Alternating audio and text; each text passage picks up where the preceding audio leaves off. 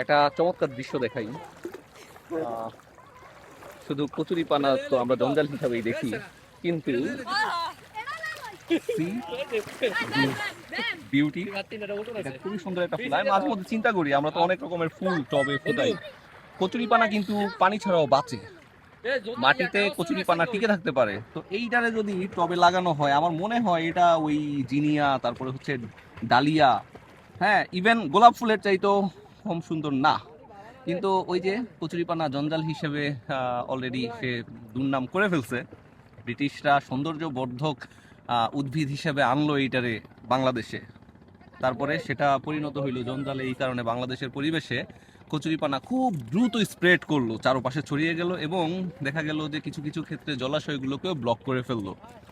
তখন ব্রিটিশ সরকার আবার আইনও করলো যে দেশ থেকে কিভাবে কচুরিপানা চালানো যায়, যদিও তারা ফেল করছে, এবং আমাদের সাথে কচুরিপানা হচ্ছে জঞ্জাল।